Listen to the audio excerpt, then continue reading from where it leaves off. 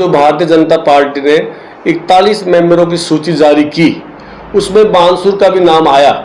मैं आपको अवगत कराना चाहता हूं, प्रेस के माध्यम से, आपके लोगों के माध्यम से जनता की आवाज़ को पहुंचाना चाहता हूं कि उसमें उस आदमी को टिकट दिया गया जिसने पिछली बार भारतीय जनता पार्टी को हराने का काम किया और भारतीय जनता पार्टी बुरी तरह से पिछड़ गई। उस आदमी को टिकट देना, मैं समझता हूं, जब इतना विरोध, जयपुर तक विरोध आपको देखने को मिल रहा है, तो मैं आग्रह करना चाहता हूं केंद्र नेतृत्व से कि इस पर पुनः विचार करना चाहिए।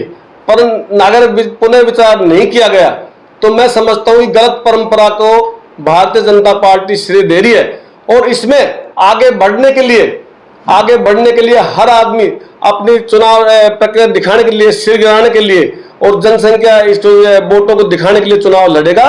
और जो आगे बढ़ेगा, भारतीय जनता पार्टी का मैं 23 साल से सिपाही हूं, इसलिए मैं कहना चाहता हूं कि मेरे को बहुत पीड़ा हो रही है कि इस तरह का नहीं होना चाहिए। मैंने इस पार्टी को खून पसीने से इसमें काम किया है, इसलिए मैं फिर दोहराना चाहता हूं कि इस टिकट पर पुनः विचार होना चाहिए कि जिन लोगों को पार्टी ने हराया उनको टिकट देकर पारितोषित करना, मैं समझता हूं कहीं न कहीं हर कार्यकर्ता के अंकुरित बीज हो जाएंगे और वो कार्यकर्ता चुनाव लड़के सामने आएगा और भारतीय जनता पार्टी उसमें पराजित होने का काम करेगी।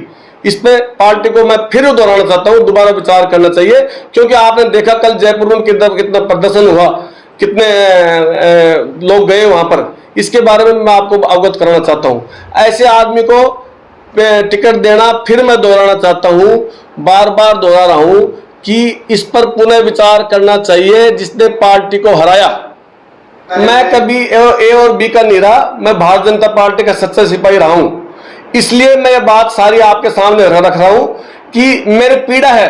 23 साल से मैं इसी पार्टी का सिपाही रहकर काम किया है कि कहीं भारतीय जनता पार्टी हार नहीं जाए।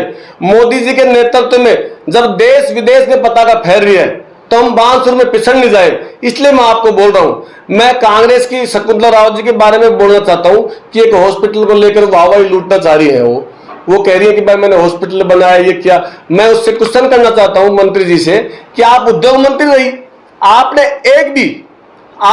एक भी कोई उद्योग में एक भी बालक, एक भी लड़का कोई बांसुर का लगाया हो तो मैं चैलेंज करके जवाब दिखा दो आप। मैं आपसे आपके माध्यम से क्वेश्चन करना चाहता हूं।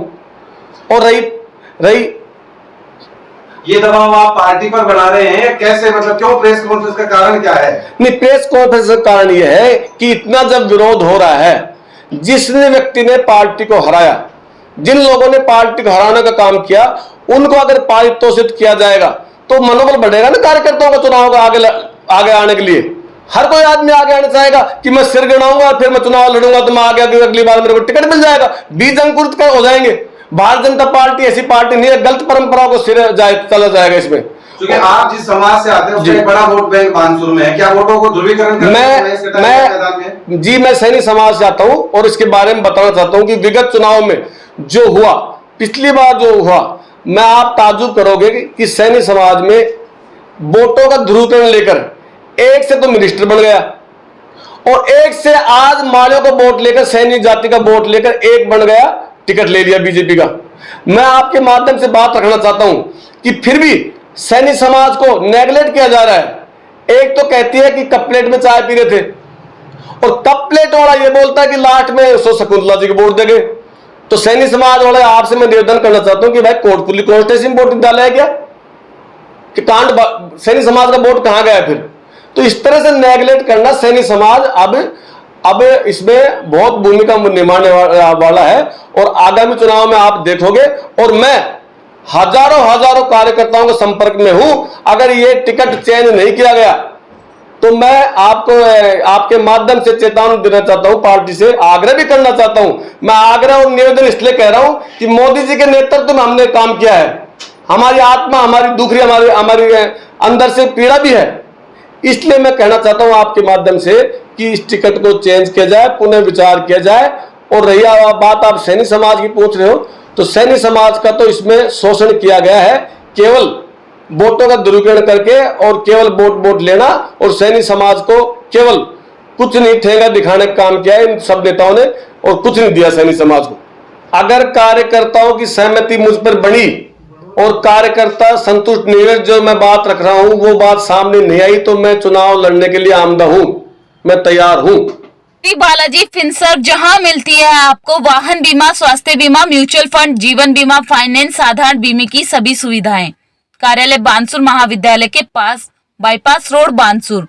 मुख्य कार्यालय लाल कोठी, कोटपुतली।